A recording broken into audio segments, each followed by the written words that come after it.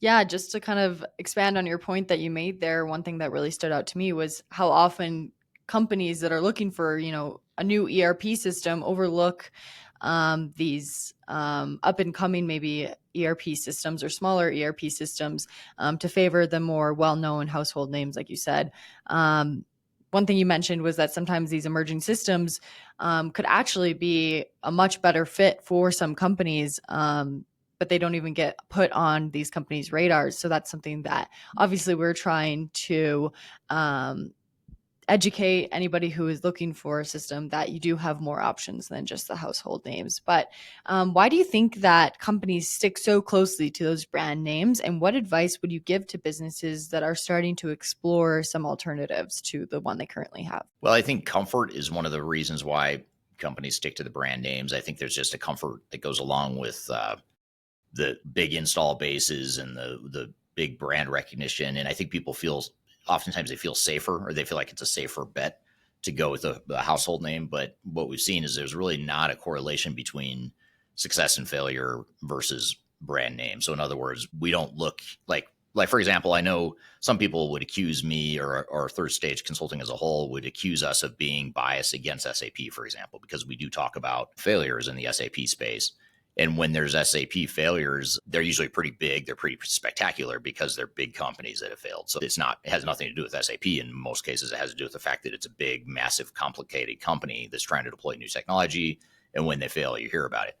Reason I bring that up is because sometimes people would say, well, it sounds like SAP has a lot more failures than other ERP vendors. And I'd say absolutely not. I don't think they do. I think they're probably on par with, the average ERP vendor. The only difference is they've got more customers. So by definition, they're probably going to have more failures, but as a failure rate, a percentage of their customer install base, I haven't seen any data suggest there's a correlation between SAP versus Microsoft versus, Oracle or whatever, as far as percentage of customers that fail or have trouble with their projects. So getting back to your question, why do people feel comfortable? I think it's just because the name recognition, there's a perception that it's safer, it's less likely to fail because it's SAP or whatever, and that's just simply not true. That it's good or bad depending on how you look at it. So, um, certainly the other factor here is that a lot of times companies just haven't heard of some of these different vendors. They just don't know that they exist, and some of them don't have big marketing budgets. Some of them intentionally don't spend a lot of money on marketing. They just rely on word of mouth or direct sales or whatever. So that's why we try to get the names out there, because there are really good options that just people oftentimes aren't aware of. So I think awareness is probably the even bigger challenge for some of these smaller ERP vendors, even more so than the comfort that people have with the big names.